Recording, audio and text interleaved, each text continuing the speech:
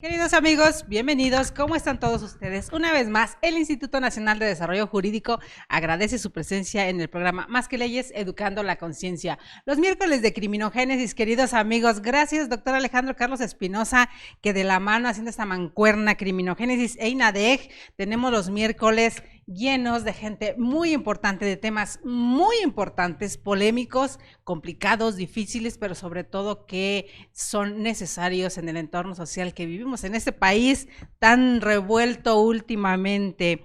El maestro Adolfo Gómez Vives cursa la materia de la maestría en periodismo político en la Escuela de Periodismo Carlos Septién García, de donde también es egresado de la licenciatura en periodismo. Cursa la carrera de Derecho en la Facultad de Derecho de la Universidad Nacional Autónoma de México, nuestra gloriosa UNAM. Ha sido servidor público federal por más de 25 años en diversas dependencias, entre las que destacan la Secretaría de Desarrollo Social, la Secretaría de Relaciones Exteriores, el Centro de Investigación y Seguridad Nacional, la Secretaría de Hacienda y Crédito Público, el Centro Nacional de Equidad de Género y Salud Reproductiva, el Instituto de Seguridad y Servicios Sociales de los Trabajadores del Estado y la Secretaría de Educación Pública. Laboró también para el Instituto Latinoamericano de la Comunicación Educativa. Tiene 11 años de experiencia académica. Ha impartido las materias ética periodística, análisis de los medios impresos de comunicación, comunicación institucional y administración y comunicación organizacional. Ha sido redactor y asistente de producción en Imevisión, lo que era Canal 13. Ha publicado en la sección metropolitana del periódico Excelsior y en la sección de análisis de El Financiero, así como en la revista Industria de la Confederación de Cámaras Industriales CONCAMIN. Ha impartido capacitación a periodistas en activo en Guadalajara, Jalisco, Pachuca, Hidalgo y a elementos de la Policía Federal Ministerial en la Procuraduría General de la República. Es presidente de la Asociación de Periodismo de la Ciudad de México AC. Entre sus temas de interés están el derecho de acceso a la información, la relación entre el sistema acusatorio adversarial y el periodismo judicial profesional y la capacitación permanente a los periodistas de México. Actualmente es columnista en La Silla Rota. El tema, queridos amigos, que vamos a abordar del día de hoy, de la ley de extinción de dominio, que precisamente está en boga en las redes y que muchos de ustedes, el público en general, queremos conocer, no solamente la parte jurídica, sino lo que atañe, y de la mano de quienes saben, hoy tenemos un programa excelente. Gracias por estar con nosotros, maestro. Bienvenido a INADEG TV. Al contrario, Dele, gracias a ustedes por la invitación. De Comitán, Chiapas. De Comitán, Chiapas. Orgullosamente. Orgullosamente. Tantos años ya en México, los chilangos somos los que venimos de provincia. Pues maestro. Prácticamente he vivido más de la mitad de mi vida en la Ciudad de México que en Comitán. Yo salí de Comitán cuando tenía 18 años, justamente. ¿Terminando la preparatoria? Terminando la preparatoria. Se viene a la Ciudad de México. Así es. ¿Y qué le deparaba? ¿Cómo lo recibe la Ciudad de México? Pues me recibió muy bien, nada más que creo que yo fui un poco temeroso en ese sentido. Siempre la ciudad impone. La ciudad impone, sobre todo a nosotros, bueno, en mi caso particular, que tenía poca experiencia de venir a la Ciudad de México de ocasiones anteriores. Siempre venía con la familia, siempre como de turista, digamos. Ajá. Pero ya enfrentarse solo a la ciudad, pues es otra cosa. Y literalmente llegó solo a la Ciudad de México. Sí, literalmente llegué solo, es correcto. El forjarse en un medio agreste como es esta selva de asfalto que es la Ciudad de México, ¿qué representa para un joven de 18 años? Pues representa un reto interesante. Representa un reto interesante porque uno tiene que aprender a moverse en principio de cuentas y a cuidarse en segundo lugar. Ahora que estamos viendo la cuestión de la seguridad, por ejemplo, yo recuerdo las ocasiones en que fui asaltado, por ejemplo, y uno va aprendiendo, digamos, un poco de esa experiencia. En alguna ocasión, por ejemplo, incluso afuera de Bellas Artes, un par de sujetos con corte militar, el tipo de pelo, incluso el arma de cargo que traían, una pistola 45, me la ponen en la cabeza y me quitan lo que traía. Lo que traía, aunque después un poco disfruté la anécdota porque dije, los engañé, a pesar de todo no me apaniqué con el asalto. Saqué la cartera y le dije, la cartera no te sirve de nada, para mí tiene un sentimiento, una cuestión afectiva, entonces llévate lo que hay adentro. Le abrí, le di el dinero, no hicieron nada por las tarjetas de crédito, entonces pues me quedé con la tarjeta y con las tarjetas y con la cartera y fui y saqué dinero del cajero y ya regresé a casa. No muy tarde, digamos a las 12 de la noche. Ajá. Fue una de esas ocasiones en que desafortunadamente nos toca vivir Nos toca. estos temas de inseguridad. Y que se dan en el entorno mundial, ¿no? Pero en la Ciudad de México sí, yo creo que más de alguna vez nos toca, si no nos ha tocado ser nosotros asaltados, pero hemos visto y últimamente es mucho más común, en el transporte público sobre todo. Sí, es correcto. De hecho, ahí en la colonia donde yo vivo, en la colonia Roma, por ejemplo, sabemos a cada rato de asaltos. Hace 2, 3 días supimos de un asalto a casa habitación, por ejemplo. Entraron y prácticamente vaciaron en la calle de Anáhuac. Entonces, estos temas son cada vez más recurrentes. Tenemos esta percepción de inseguridad, de que ya no podemos salir tarde, y un tema que a mí en lo particular me preocupa mucho, pues es el tema de la violencia contra las mujeres, que ahora lo que estamos viviendo. Claro, lo estamos viviendo ahora con mucha mayor frecuencia. Y yo tengo la percepción de que además se trata de temas vinculados a la delincuencia organizada, desafortunadamente. Esa es la percepción que tenemos la mayoría. Sí, yo creo que no está, perdóname, yo creo que no está lo suficientemente analizado qué es lo que está pasando. Es decir, tenemos la nota como que, no sé, voy a poner un caso, que un taxista de pronto ofrece servicio y una persona de sexo femenino se sube, va a cierto domicilio que nunca llega. Ajá. Y que eventualmente se la lleva, no sé, a Ecatepec, por ejemplo.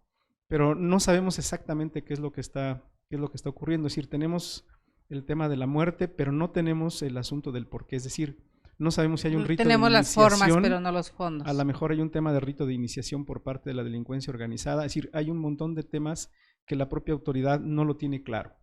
Lo comentaba yo, por ahí estoy leyendo, y aquí antes de iniciar con el tema principal, queridos amigos, estoy leyendo un libro por ahí en las noches de Manuel Sarquís, ya un poco hablando las memorias de su padre, pero ahí toca el tema de la delincuencia organizada y las muertas de Juárez, que por lo que se enteraron era para ritos e inicios y todas estas cuestiones, que no están tan apartados. Hace poquito estuvo con nosotros precisamente en un miércoles de criminogénesis y platicando de afuera de cámara, me refería, yo creo que estamos en el mismo tenor que sucedió con las muertas de Juárez. Entonces yo creo que hay mucho más fondo que la forma que a veces queremos ver. ¿Hasta dónde también ayuda o la responsabilidad que tenemos los medios, aquí ya hablando en el tema periodístico, jurídico, que últimamente vemos que cualquiera utiliza ciertos términos jurídicos o tecnicismos para emplearlos, y a veces también el sesgo nos lleva hacia otro lado? ¿Hasta dónde la responsabilidad que nos toca a nosotros que escribimos o que estamos con un micrófono? Realmente creo que hay mucho material para analizar lo que pasa en los medios de comunicación, tanto impresos como electrónicos. Yo creo que el uso de términos jurídicos no está mal. Creo que el problema fundamental tendría que ser el explicar lo que significan cada uno de ellos. Esos términos jurídicos. Sí, porque de pronto, por ejemplo, quienes tenemos un cierto conocimiento del ámbito jurídico, a veces utilizamos los términos sin la conciencia de que a lo mejor las personas no van a entender lo que me están diciendo. Yo doy de pronto como por hecho que una persona va a entender cuando digo principio de legalidad, por decir, bueno, pero ¿qué significa el principio de legalidad? Entonces, un poco a veces tener que explicarle a nuestros lectores, a nuestra audiencia, en qué consiste ese principio para nosotros poderlos guiar en algún momento determinado. Una de las interpretaciones que he visto, por ejemplo, que presentan más problemas es el tema del amparo, por ejemplo. Ajá, ¿no? Así es. Dicen, le concedieron el amparo. A ver, no, pero ¿qué significa esto de que le concedieron el amparo? Y luego las redes sociales se vuelcan criticando al propio juez que concede el amparo, porque primero no entienden que se trata de un derecho. En segundo lugar, no van primero al análisis de lo que vendría siendo la suspensión del acto reclamado, no entienden que en algún momento se tiene que resolver el fondo del asunto y no solamente la suspensión de aquello primero que nosotros estaríamos detectando como una violación de derechos, y que en razón de eso el propio juez está concediendo esta suspensión del acto reclamado. Es decir, hay un montón... O antes de, porque incluso apenas a veces se ha hecho la solicitud y en medio ya se maneja como que se concedió muchas cuando veces, todavía así es, no. Muchas veces nada más va la propia solicitud del amparo y dicen, ya le concedieron, no, espérame, todavía no. Exactamente. No sabemos, entonces creo que en ese sentido falta mucho conocimiento por parte del gremio periodístico, de poder guiar y poder decir, a ver, esto significa esto se puede utilizar en tal momento, esto significa aquello. pareciera necesario pues que en el propio gremio asumamos esta responsabilidad. Sí, y quizá incluso tengamos que volver a la academia en algún punto. Exacto. Para poder reeducarnos en ese sentido y poder entender, particularmente en el ámbito judicial, los significados de estos elementos, sobre todo si nos toca abordar o si les toca hacer reporteos sobre estos temas. Yo tengo alumnos, excelentes alumnos que han salido de la Escuela de Periodismo, que se dedican a estos temas judiciales, pero también tienen ellos quizá un punto a favor, y ese punto a favor es que muchos estudiaron la carrera de Derecho. Entonces, eso ayuda mucho porque ellos tienen un conocimiento profundo, o quienes no, por ejemplo, bueno, pues es que también ya tienen mucho tiempo, por ejemplo, reporteando en la Suprema Corte de Justicia de la Nación. Entonces, el conocimiento que tienen de los se va adquiriendo en la práctica. Claro. Incluso yo platico con ellos y a veces me sorprende mucho, me sorprende agradablemente el conocimiento que tienen de estos grandes temas como el amparo, qué sé yo.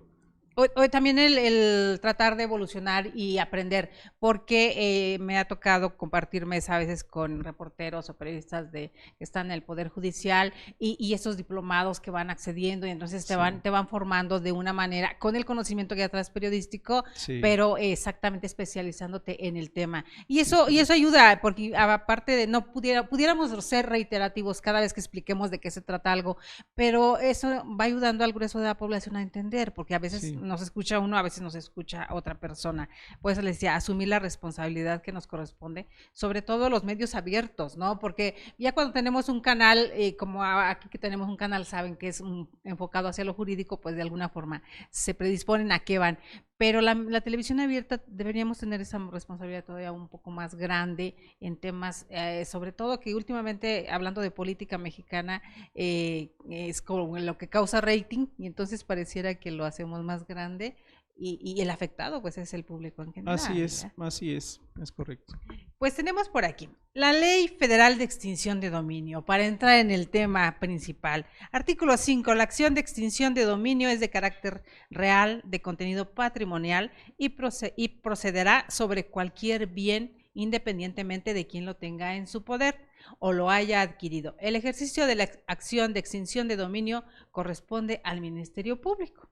El pasado 1 de julio, con 88 votos a favor, 21 en contra y 0 abstenciones, el Senado de la República avaló el proyecto de decreto, por lo que se expide la Ley Nacional de Extinción de Dominio y que reforma y adiciona diversas disposiciones del Código Nacional de Procedimientos Penales, de la Ley Federal para la Administración y Enajenación de Bienes del Sector Público, de la Ley de Concursos Mercantiles y de la Ley Orgánica de la Administración Pública.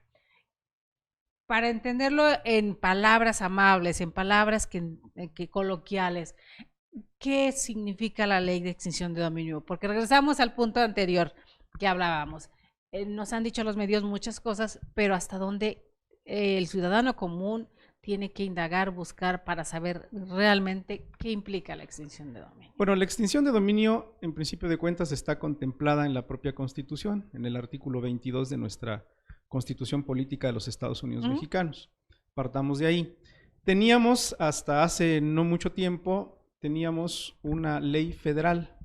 Es decir, la primera ley sobre extinción de dominio es una ley federal, es decir, es una ley que solamente podía ser aplicada en el ámbito federal, pero que a su vez fue replicada en los demás estados, es decir, cada estado fue creando su propia ley de extinción de dominio.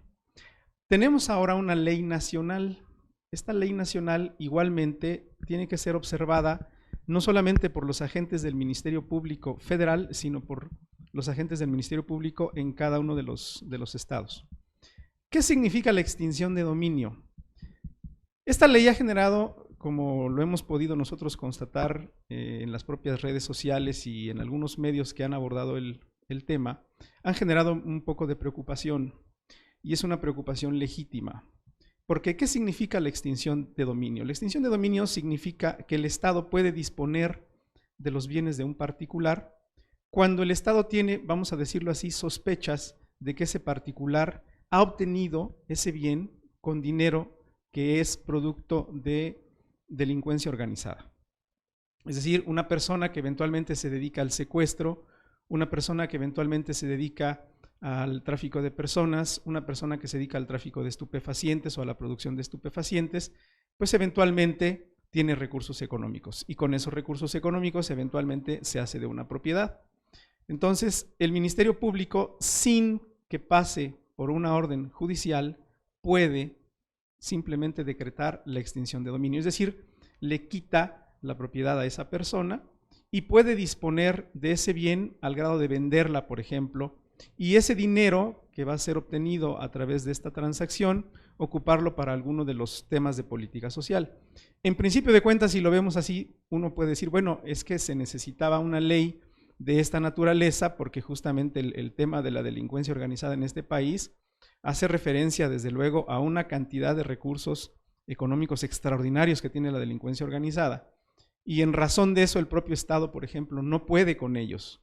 Es decir, tienen tanto recurso económico que pues se da el lujo, por ejemplo, de comprar policías, se da el lujo de pagarle a un segmento social que tiene muchas necesidades a través de digamos, de contratación, porque no es un contrato propiamente dicho, es ilícito, pero a través de contratar a personas que fungen como espías, como halcones, le llaman ellos, para estar vigilando cuándo pueda llegar la autoridad, o que se dedican al tráfico, es decir, la delincuencia organizada tiene muchísimos recursos. Entonces, la pregunta fundamental es ¿cómo hacemos nosotros, cómo le hace el Estado para atender estos grandes problemas de la delincuencia organizada, que desde luego tienen una repercusión muy importante, que es el tema de la violencia?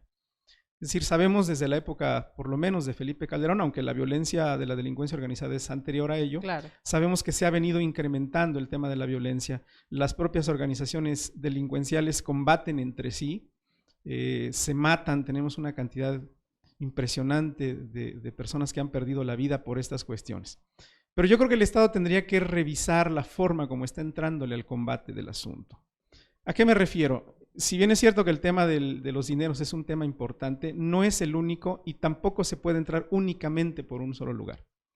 Un tema importante que debiera estarse ahorita analizando y debiera estar en el debate nacional es el tema de la legalización de las drogas.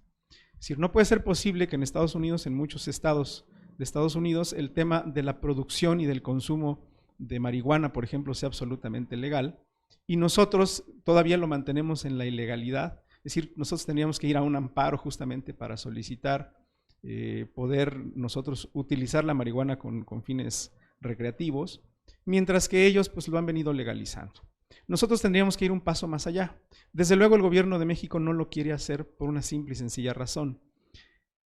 El tema particularmente el tema del narcotráfico es un tema que deja muchos recursos. Estados Unidos lo sabe. Pero más allá del tema de los recursos, Estados Unidos tiene una cantidad de personas que consumen estupefacientes que es muy elevada. ¿Qué pasaría si de pronto, estoy pensando en un escenario hipotético, qué pasaría si de pronto Estados Unidos toma la decisión de cerrar absolutamente sus fronteras al paso de estupefacientes? ¿Tendría una crisis de seguridad nacional? No de migrantes, sino de estupefacientes. Tendría una crisis de seguridad nacional justamente porque las personas que consumen estupefacientes en Estados Unidos estarían demandando las drogas. Así es. Entonces, justamente vemos esta problemática en Estados Unidos cuando el propio gobierno, algunos estados, por ejemplo, han determinado poner lugares para que la gente vaya a drogarse sin mayor problema. Es decir, ellos apoyan, digamos, el uso de drogas en personas que desde luego saben que no atentan contra la vida de otras personas, en personas que pues van a trabajar y que tienen una vida más o menos normal, pero que desafortunadamente han hecho alguna relación de dependencia con las drogas. Entonces, en México... Pero están conscientes de ese problema y cuál es la magnitud. Así es, ellos están conscientes del problema. Sí sabemos que es un problema de salud pública, pero no es un problema tan grave de salud pública como de pronto nos lo quieren hacer creer.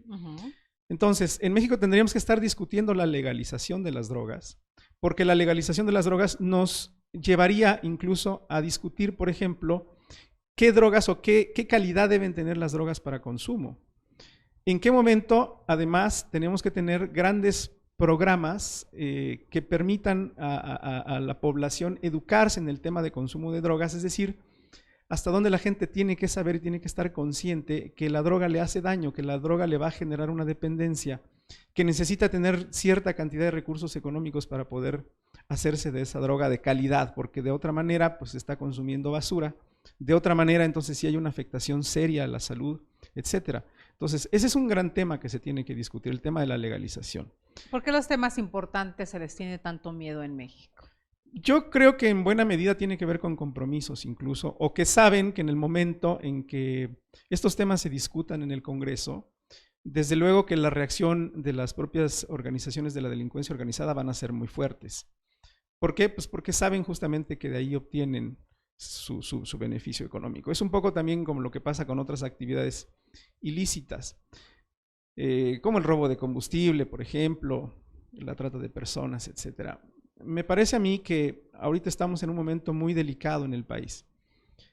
Tiene que ver particularmente con este tema ahora de la llegada de la Guardia Nacional, porque las investigaciones que yo he venido haciendo sobre el tema de la Guardia Nacional me permiten a mí demostrar que estos elementos no tienen la capacitación que tenía en su momento, por ejemplo, la Policía Federal.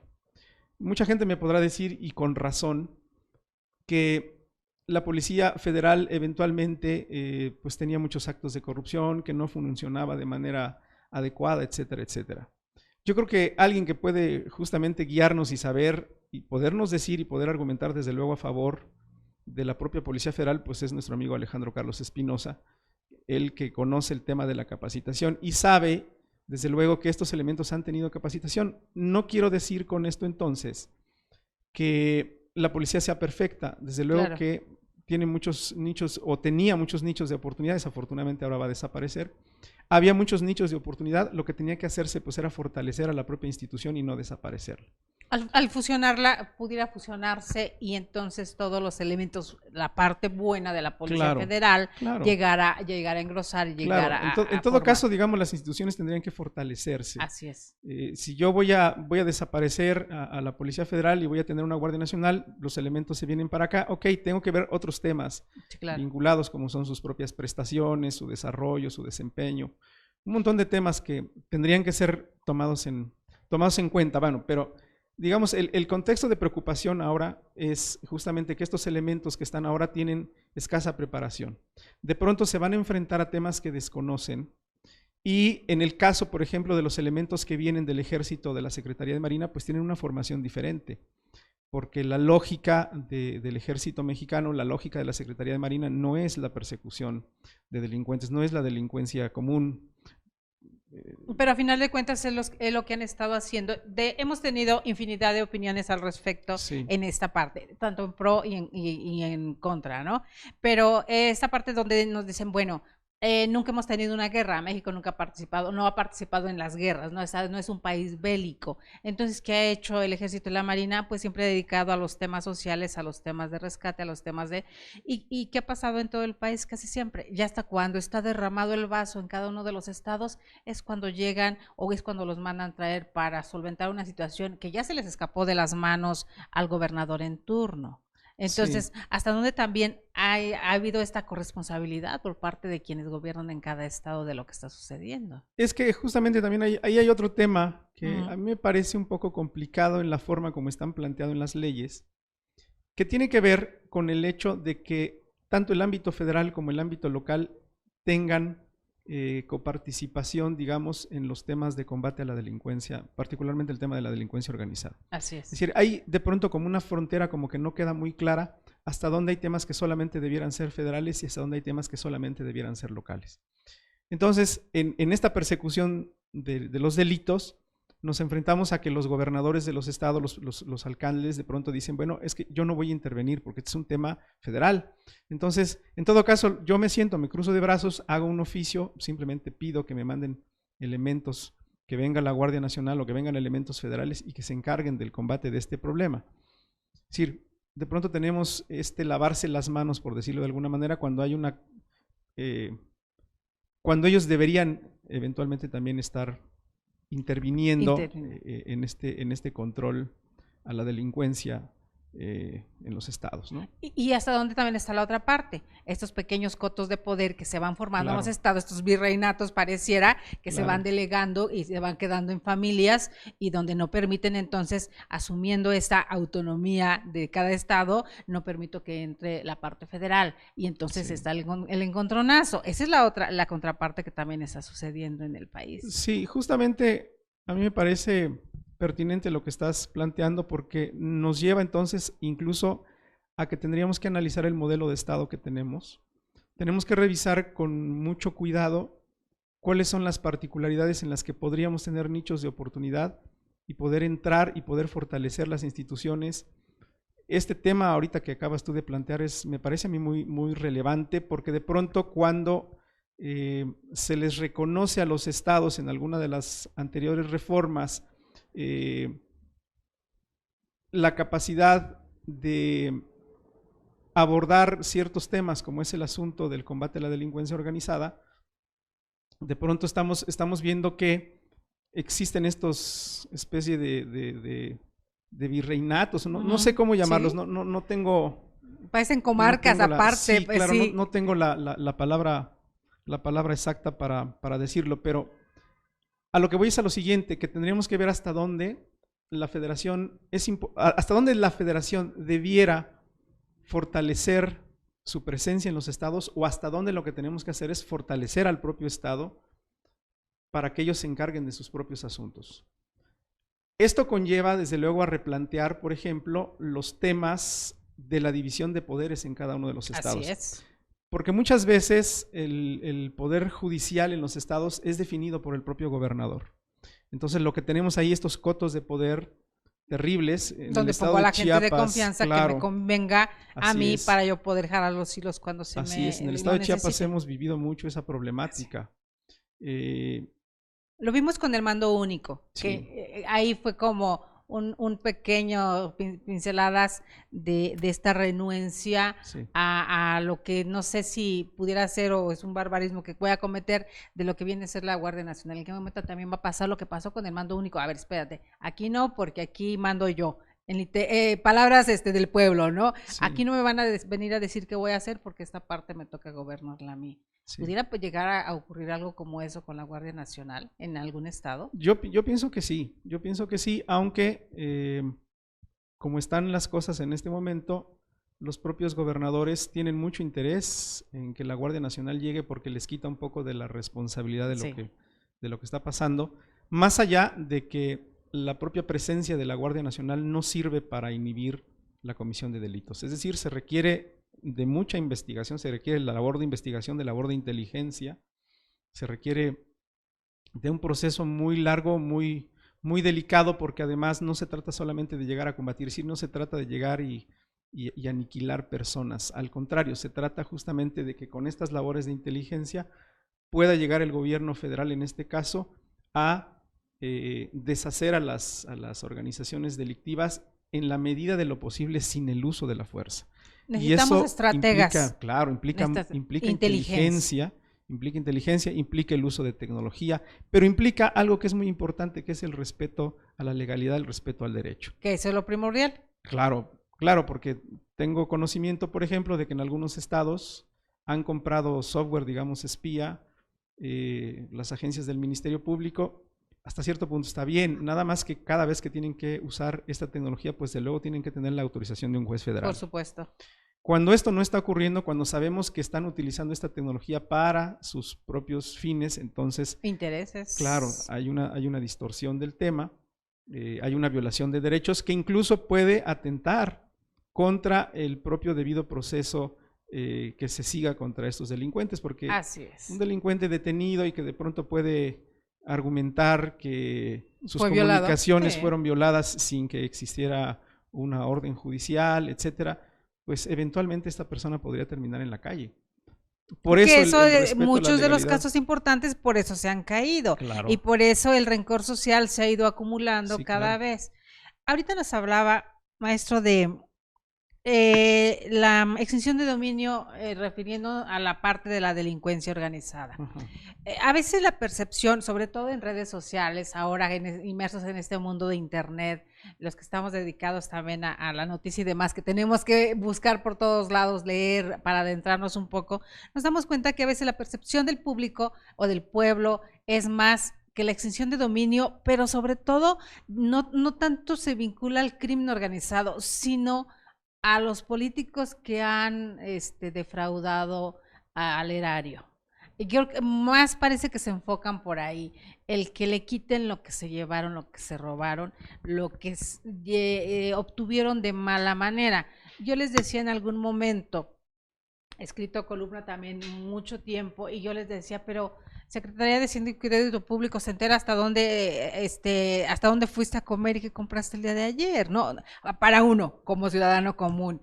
¿Cómo es posible que no sepan sumar 2 más 2 y sepan que un político que ayer usaba traje de sarga, ya hoy traiga uno de marca y de dónde salió? Como decía el presidente, quien pompó, ¿verdad? Sumar uno más uno es fácil desde la percepción del pueblo. ¿Por qué este enriquecimiento ilícito que se da en las esferas políticas pareciera que pasa desapercibido? Y es hacia donde yo siento que el rencor del pueblo va más encaminado en la extinción de dominio. No tocan todo lo demás, sino esa parte. Tocaste varios temas interesantes, Sí. Tocaste un montón de temas interesantes. Si tú, el día de hoy, por ejemplo, vamos a suponer que un familiar tuyo te obsequia, voy a pensar en una cifra, $1,000. Sí. Y tú dices, bueno, pues yo no puedo usar los $1,000 como están, necesito cambiarlos. Voy a un banco a cambiar estos $1,000. El cajero te va a decir, no puedes cambiarlos. Solamente puedes cambiar $300 diarios. Y en ese momento tú tienes que exhibir tu identificación, le van a sacar una copia de tu identificación, te suben a un sistema. Esto quiere decir que si tú en este momento cambiaste $300 en esta sucursal y tú vas a otra casa de cambio o a otro lado intentando volver a cambiar otros $300, no vas a poder hacerlo. Exactamente. Tienen que pasar justamente 24 horas para que tú puedas hacer la misma operación. Esto te habla de que los sistemas antilavado en México son sistemas muy sólidos. Entonces uno se pregunta, bueno, ¿y cómo le hizo, por ejemplo, el Chapo Guzmán, que en teoría lavó miles de millones y que las autoridades no se dieran cuenta? Exacto. ¿Cómo es posible que esto ocurra? Bueno, ahí el tema es justamente el asunto del lavado de dinero, porque hay que entender qué significa lavado de dinero. Lavar dinero significa que un recurso de procedencia ilícita, como puede ser el tráfico de estupefacientes, necesita acceder al sistema financiero. ¿Y cómo accede al sistema financiero? No puedes estar metiendo de 20,000 pesos porque además traes un montonal de dinero. Y porque ni se puede. Además de que ahora no puedes, para además de que depositar en el vas a banco prender no alarmas. puedes. Exactamente, Exacto. vas a prender alarmas. Entonces, las únicas 2 maneras que existen de lavar dinero propiamente dicho es una, a través de los grandes corporativos. Es decir, y esto nadie lo quiere decir también, hay un tema ahí de mucho cuidado. La secrecía. Hay un tema de secrecía porque muchos de esos recursos se van a los grandes corporativos. Es decir, son los grandes corporativos los que están lavando dinero. No hay otra forma más clara de decirlo que esa, y la propia Secretaría de Hacienda y Crédito Público lo sabe y lo sabe perfectamente bien. Y por eso tenemos a la UIF ahí, que últimamente no a todos les gusta el trabajo que está haciendo. Claro. Yo le preguntaba al doctor Santiago referente a eso y me dice, pues es que no le voy a caer bien a todo el mundo, yo voy a hacer nada más mi trabajo. Entonces, ¿hasta dónde cuando se trastoca un interés es cuando reacciona la parte que no le conviene que vea? Supuesto. Que se voltea hacia allá. Ese es un tema. Y el otro tema, desde luego, tiene que ver con la adquisición de bienes. Ahora, el otro tema que tú me estás planteando, que es el asunto, digamos, del político que se enriquece. Ajá, ¿no? O de sea, la nada. De pronto de la nada se enriquece el político. Bueno, tendríamos que ver justamente, tenemos que hacer un análisis, y esto debería ser transparente porque no lo es, de que al momento de que tú eres servidor público, nosotros podamos, el ciudadano común y corriente, pueda analizar cuáles son los bienes que tú tenías antes, cuánto es lo que has venido ganando, cuánto gastas, cuánto ganas, cuánto gastas, cuánto te queda y cuánto te queda. Eventualmente lo que ocurre es que muchos servidores públicos de estos que vemos que de pronto se han enriquecido tienen otras empresas. Entonces habrá que ver qué tanto esas empresas no están siendo beneficiadas. No habla de los de Querétaro, ¿verdad? ¡Ay, mi tierra! ¡Ay, mi tierra! ¿Qué tanto no están siendo beneficiados justamente por su propia actividad como servidor público? Los conflictos, los llamados conflictos de intereses, porque a veces el tejer estas redes, al paso del tiempo, te va dejando más. Y por ahí fue criticado el presidente cuando proponía o hablaban de hasta qué tanto tiempo debes de dejar de trabajar o de prestar tus servicios, de cómo mantenerte en stand-by después de estar sobre todo en temas importantes de nuestro país. Sí. Fue criticado por eso, pero los conflictos de intereses y el utilizar los conectes, como decimos, que van logrando las relaciones públicas adentro, eso es lo más importante, ¿no? Claro. Y lo que va dejando mucho. Y lo que vemos al crecer ahí en las casotas. Supongamos que el servidor público que tiene un montón de empresas y que utiliza su propia influencia para enriquecerse, supongamos, la autoridad tendría que detectarlo y no solamente tendría que detectarlo, sino que la autoridad en apego a derecho tendría que intervenir en los bienes de esa persona, pero estoy diciendo en apego de derecho, es decir, el Ministerio Público tendría que tener suficientes elementos de mucha claridad para poder presentarle ante un juez y decirle, a ver, señor juez, nosotros tenemos estos elementos que me están dando indicios de la probable comisión de delitos de este servidor público. Y de las familias y demás, porque hablando de esa situación, el lavado de dinero también incluye a todas las familias. Por aquí nos dice el ingeniero, dicen que ni a Dios ni a Hacienda le puedes mentir. Entonces, ¿qué está sucediendo en México? O cómo logramos distraernos. Ni a Dios, ni a Hacienda, ni a la Comisión Nacional Bancaria y de Valores. Habría que agregar ese dato. Esa es otra. Sí. Por aquí ya tenemos presente Jesús Flores Vázquez, gracias por estar presente, Jesús Flores, buenos días. El doctor Alejandro Carlos Espinosa, por ahí está presente con nosotros, doctor. Saludos al doctor. Doctor, muchas gracias. Un abogado, Eric Mora, desde Estados Unidos, gracias, queridísimo abogado. Jaime Calderón Gómez, Edgar Durán Hernández, igual en Estados Unidos. Edgar Durán Hernández es nuestro fan, todos los días nos ve, todos los días. En Estados Unidos ya hay muchos paisanos que nos miran, gracias por estar con nosotros. El doctor Jaime Calderón Gómez lo están viendo. Pues queridos amigos, agradecemos que estén presentes con nosotros, pero por favor, estamos en espera también de sus cuestionamientos, sus preguntas para nuestro invitado. La situación entonces, en esta percepción que tenemos el público en general, el pueblo en general, uno como ciudadano común, lo acaba de decir maestro, vamos a querer cambiar unos dólares y hasta te miran feo tú porque traes dólares, sí, casi el cajero del banco, ¿no? Hay una estigmatización en ese sentido. Terrible. Sí. Ni hablemos de euros, porque ya es otra cuestión. No, fíjate que es un poquito menos complicado el euro que el dólar. Yo creo que tiene que ver con la proximidad con Estados Unidos, sí, claro. Sí, el tema de cambiar euros es un poquito más laxo, u otras monedas, es un poquito más laxo. El tema del dólar es muy observado, como tú bien lo acabas de decir, incluso hasta en la mirada del cajero. Sí. O sea, si vas a cambiar euros, como que no hay mucha bronca, como que dicen, bueno, anda de turista, pero vas a cambiar dólares y te ven así como, ¿a qué te dedicas? ¿No? Sí hay ese estigma. Que hace poquito estuvo por aquí con nosotros nuestra querida maestra Susana Paredes, y hablábamos, ella está dentro de la Asociación Canófila Mexicana, pero hablábamos de los servicios que dan estos animales también al gobierno, los perros que detectan drogas y demás. Sí. Hay perros para detectar dólares, pero sí, dólares. Sí. No. Entonces, ¿cómo hasta eso ahorita que lo menciona me llegó? ¿Por qué solamente los dólares es la moneda de cambio para cuestiones ilícitas? ¿Por qué sucede esto? Tiene que ver con la proximidad que tenemos con Estados Unidos y desde luego por ser una moneda. Yo no sé si deba decirlo así o no, una moneda dominante, es decir, un referente a donde vayas, en la economía de todo el mundo, es decir, siempre a donde vayas llevas dólares y los cambias. Claro. Pero con nosotros particularmente tiene que ver con la proximidad. Sí, con la cercanía con Estados Unidos y porque el consumo de drogas en Estados Unidos pues se paga en dólares y esos dólares en muchas ocasiones ingresan a territorio nacional justamente para el pago del propio estupefaciente, para el pago de la protección, etcétera. Hasta hace no mucho incluso teníamos aseguramiento de grandes cantidades de dólares, hasta hace no mucho, que ingresaban. Pues de los 200, la casa llena de dólares que se desaparecieron. ¿Dónde quedó? Sí, bueno, ese dólar, ese recurso, hasta donde yo tengo entendido, sí se repartió de manera legal, es decir, le toca a la Procuraduría General de la República una parte, le toca a la Secretaría de Salud otra parte.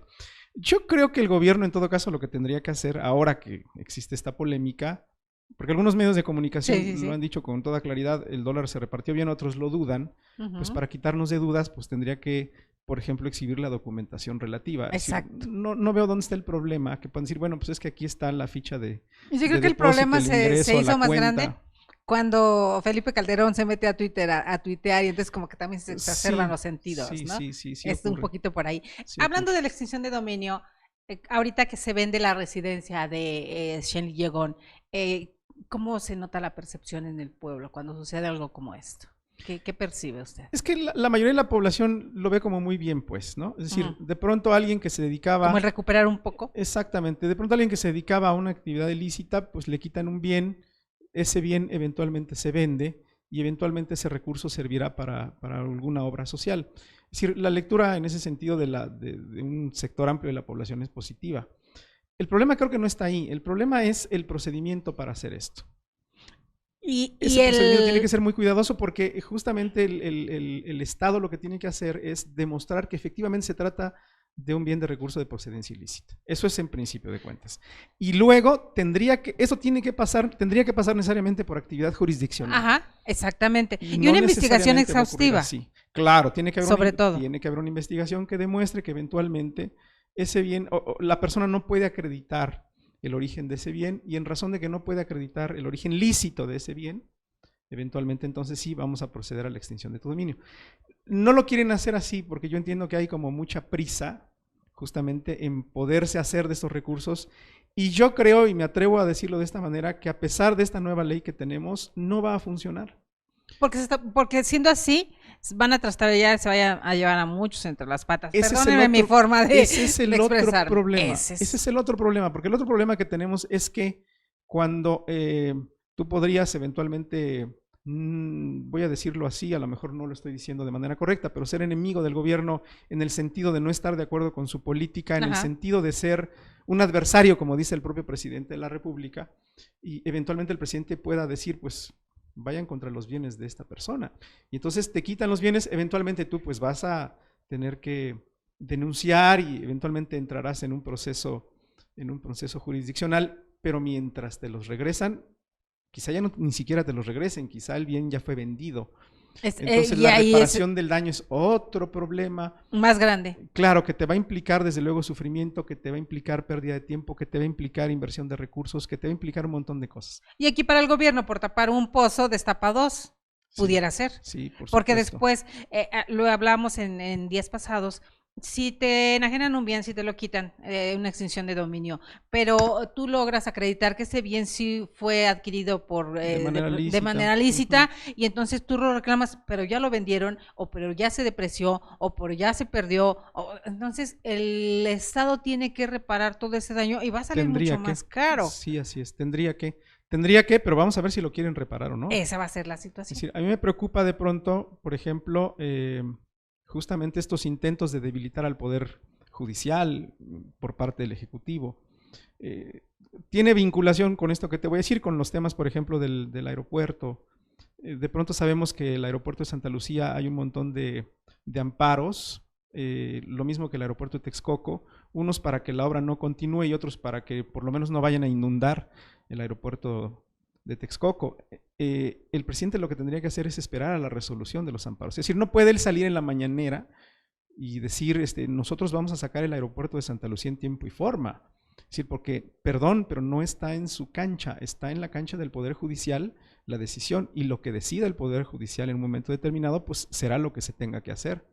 En este caso tendríamos que ser respetuosos un poder de otro. Casi siempre se encima uno sobre de otro y vemos esta rebatinga entre los tres. Respetuosos de los poderes, pero además respetuosos del principio de legalidad, que es aquí sobre todo el asunto. Sí, por supuesto.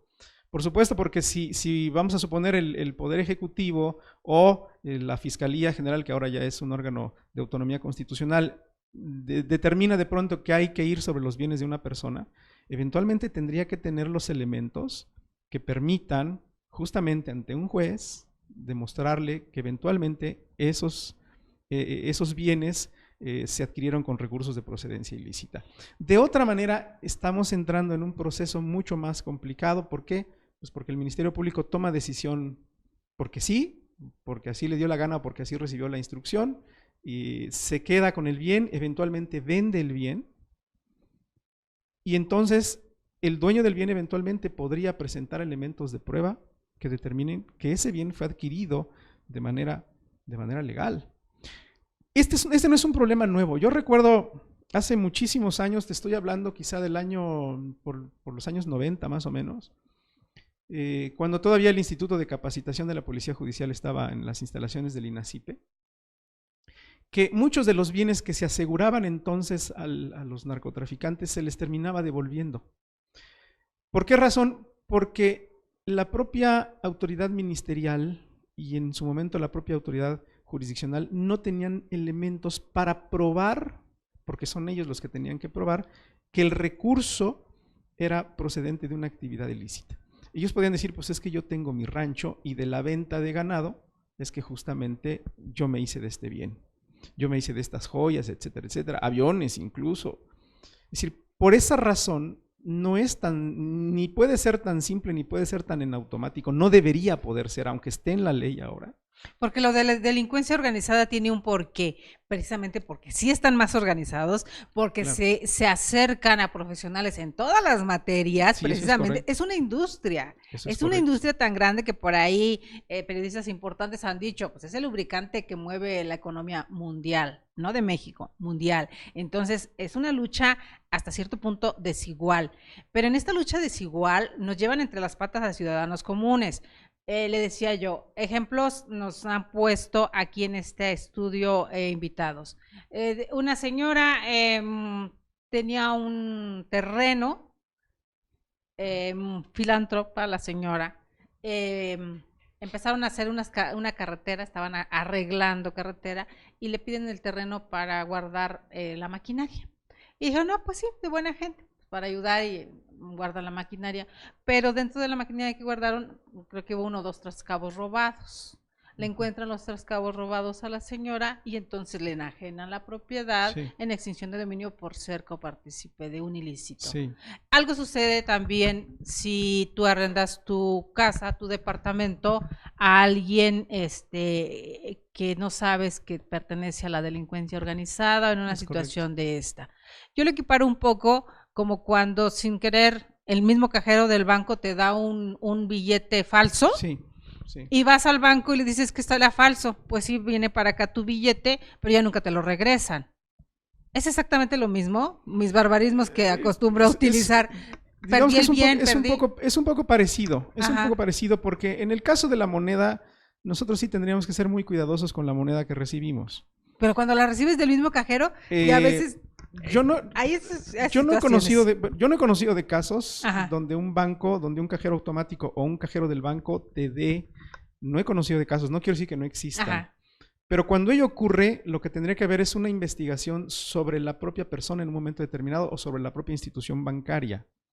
Debiera ocurrir esto, ¿por qué? Porque ellos tienen controles sobre la moneda. Así es. Cuando usted va al banco y va a pagar un servicio, por ejemplo, sus billetes son revisados. Claro. Tienen un sistema de luz ultravioleta, lo ven a contraluz, incluso algunos hasta lo golpean, es decir, porque saben la marca que deja la propia tinta del billete. Es decir, ellos tienen, quizá de manera empírica, quizá de manera muy rudimentaria, pero ellos tienen sus propios sistemas de control de la moneda que están recibiendo. Por eso es que cuando uno va a pagar un servicio con un billete falso, ellos tienen esta capacidad de detectarlo.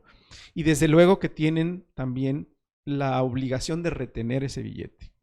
Eventualmente, ahí es un tema complicado porque eventualmente podrían proceder incluso contra la persona que vaya a dejar el Así billete. es.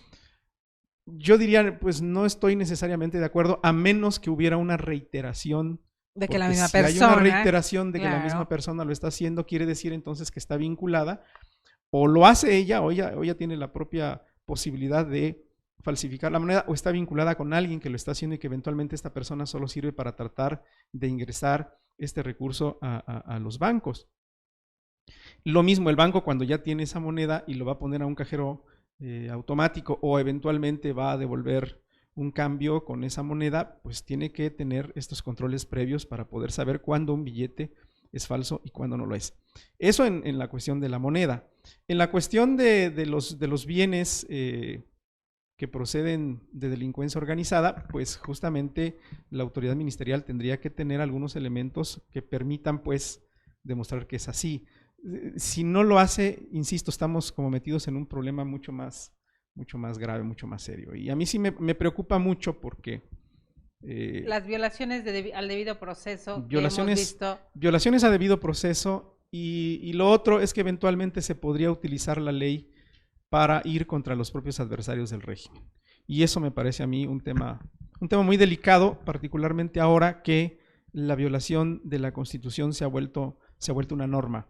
Te pondría, por ejemplo, el caso de de pronto estas encuestas a mano alzada que hace el presidente de la República. Es decir, en muchas ocasiones, no en muchas, en todas las ocasiones se está haciendo de manera ilegal, de manera inconstitucional, porque el artículo 35 constitucional te dice cuál es el procedimiento donde estas encuestas deban realizarse, cuáles son sus alcances, cuáles son las instituciones que deben intervenir, incluso el Instituto Nacional Electoral, etcétera. Cuando ello no ocurre así, entonces esta violación sistemática de la norma me apunta a que hay un tema de mucho peligro, pues, y con el asunto de la extinción de dominio más, porque además estamos sobre bienes, estamos sobre dinero, estamos sobre recursos.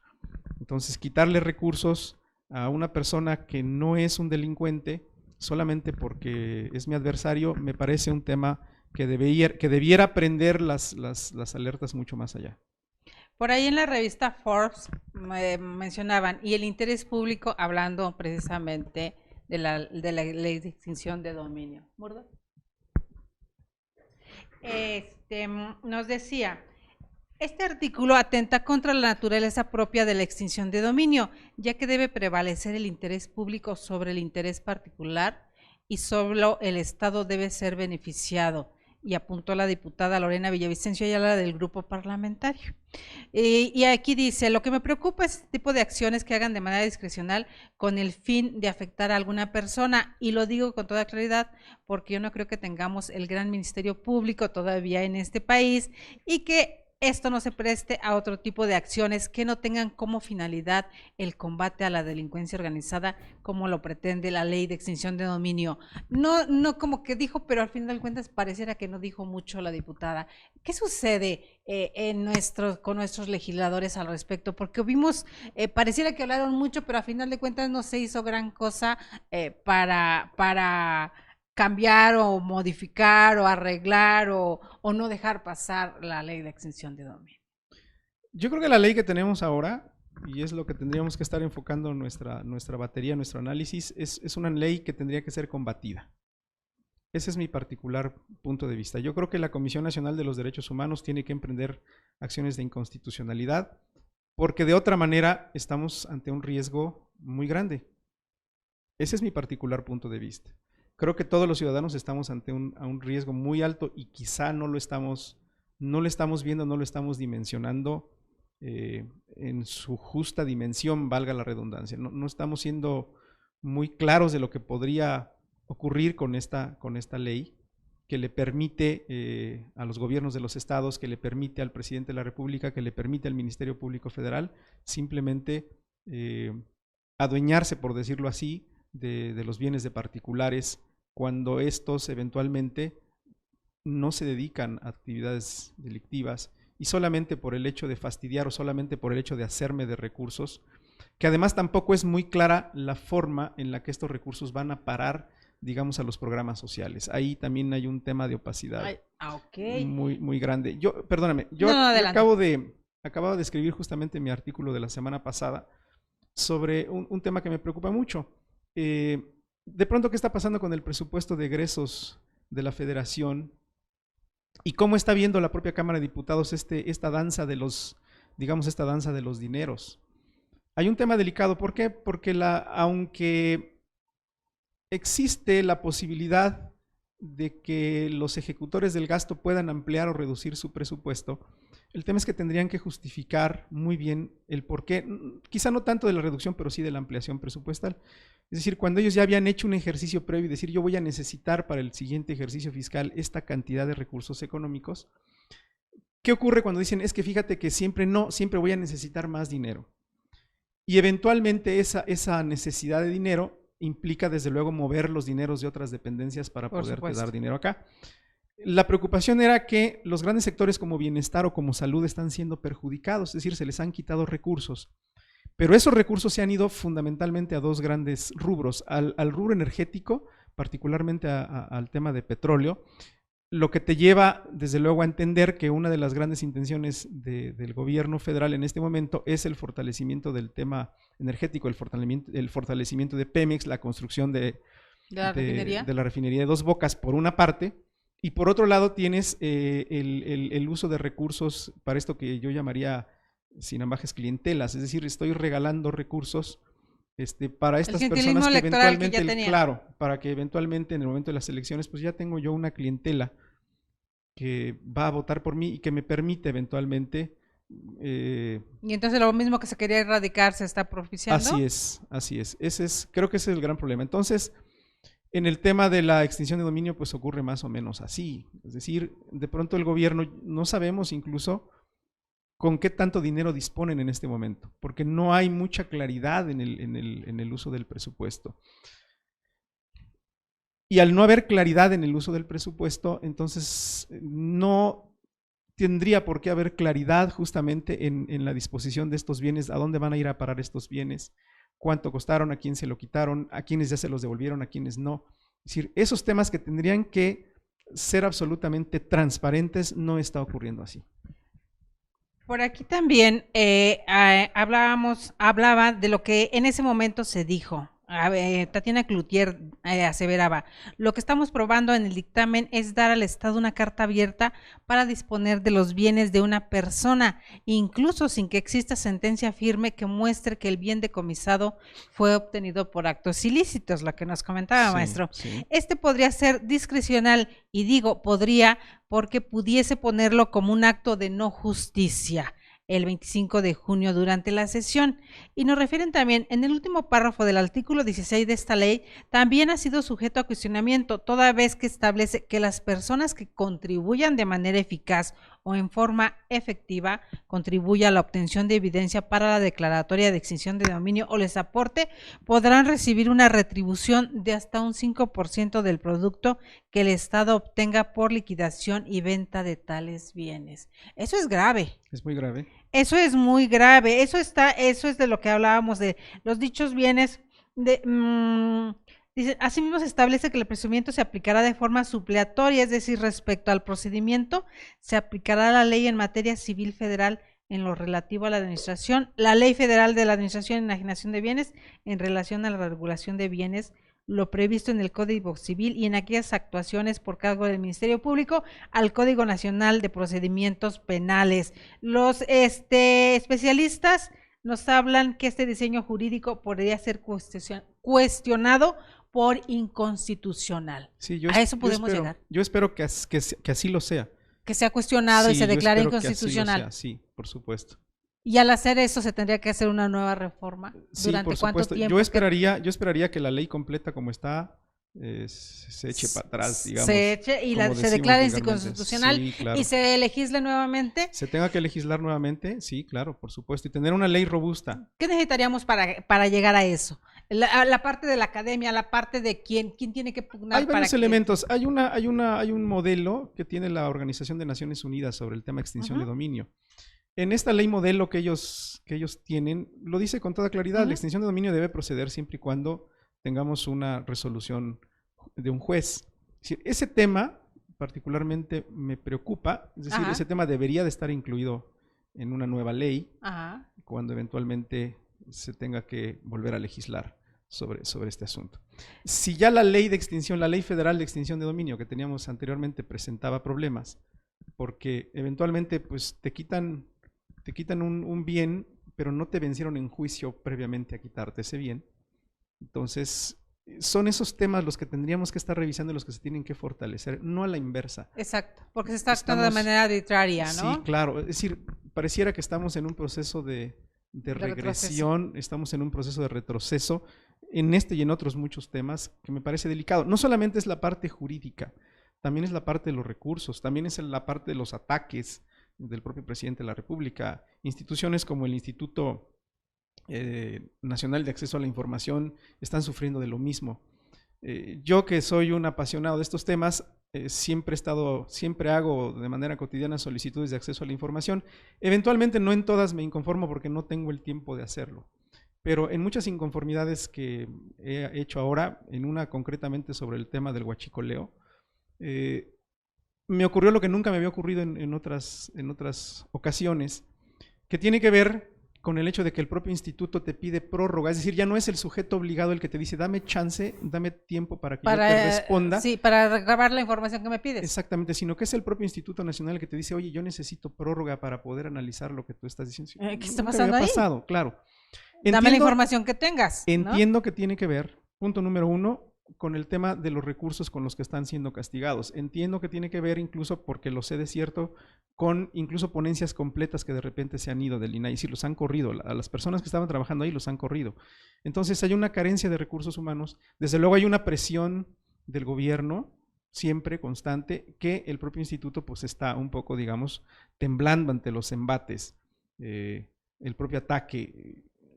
Pasa lo mismo con el Instituto Nacional Electoral, pasa con los órganos de autonomía constitucional en general. Sí me parece preocupante, porque entonces pareciera ser que lo que el presidente está buscando pues es que el poder sea únicamente él, cuando en una democracia justamente lo que tiene que haber son contrapesos. No solamente los contrapesos de los otros poderes, sino también el contrapeso de los órganos de autonomía constitucional, incluso el propio contrapeso ciudadano, porque las organizaciones de la sociedad civil, que recordaremos no hace mucho también, fueron muy criticadas y se les cuestionó incluso porque recibían recursos, en algunos casos sí, en algunos casos no. Este poder casi ilimitado que le están otorgando al Ministerio Público se contraponen mucho con el nuevo sistema de justicia penal que se supone que venía a quitarnos ese peso tan grande que se venía cargando. Claro. Hay un atentado contra el sistema de justicia penal acusatoria adversarial, también es cierto.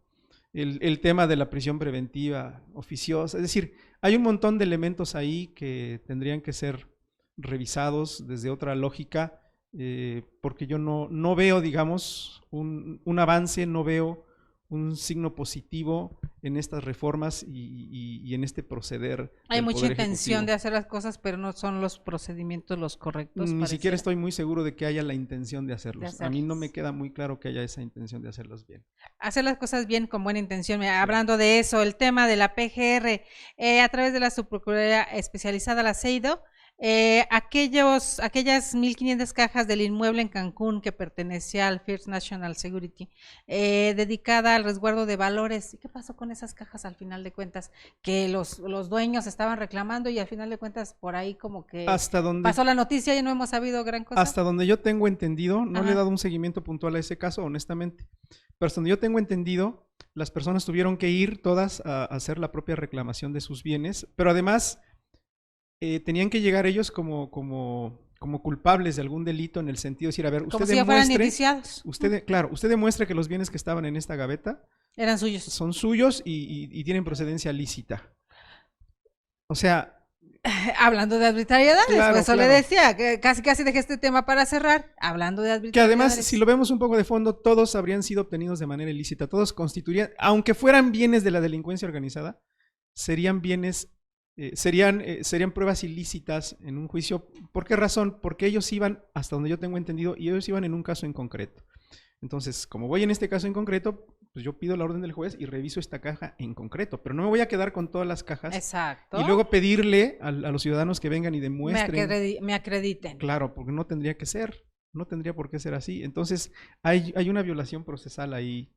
Tremenda. Hay una violación de derechos. Exacto, más que procesal, pero surgieron más cosas de tantas que surgen en nuestro país, parece un hervidero de problemas, dirían los abuelos, y entonces uno va dejando atrás al otro, no, pero los casos ahí siguen, las cuestiones ahí siguen, y va a ser interesante indagar qué está pasando. Qué bueno que me lo acordaste, le vamos a dar un poco de seguimiento a ese tema, a ver cómo va. A ver cómo va, porque muchas veces mientras pasó con las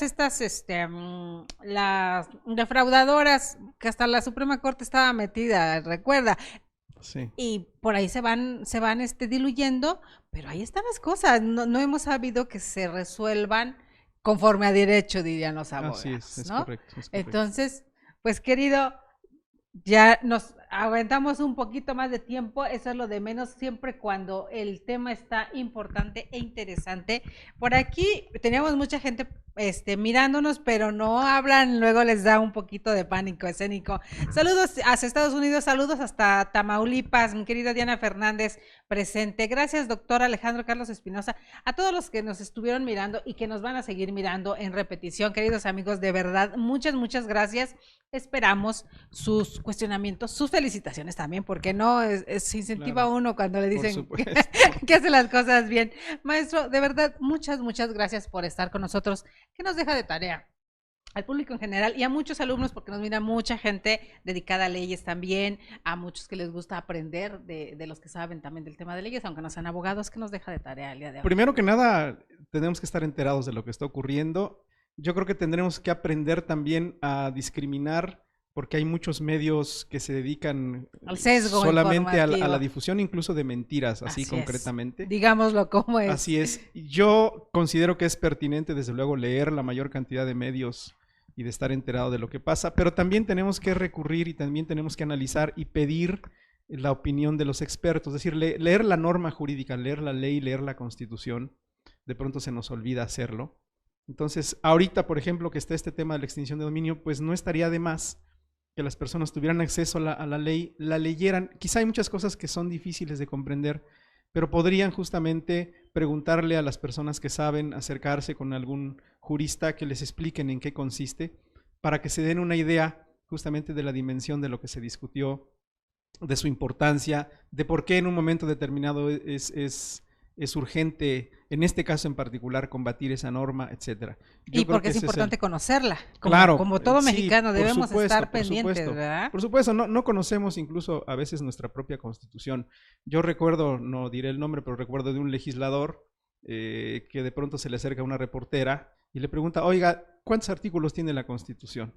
Pudo haberlo resuelto de una manera muy simple, pero no lo hizo, y entonces se voltea y se enoja y le dice de cosas cuando lo pudo haber dicho de una manera muy simple, porque además es su materia de trabajo. Así es. Entonces, esto nos da un poco la idea de que si los propios legisladores no conocen su propia Constitución, no conocen las leyes, pues ¿qué podemos esperar del ciudadano común y corriente? Mi pleito siempre, por lo menos en mi trabajo periodístico, tiene que ver con el conocimiento del principio de legalidad, porque no se entiende por qué el presidente se tiene que ceñir a ciertas normas, por qué el presidente no puede brincarse la Constitución, porque tiene justamente este cajoncito que se llama principio de legalidad y tiene que encasillarse y tiene que respetarlo, porque la propia Constitución así se lo exige. Y como se lo exige a él, claro, el servidor público, desde luego, también cualquier servidor público está obligado justamente a su observancia. Creo que esos son como los temas que deberíamos, por el momento, llevarnos de reflexión y de tarea.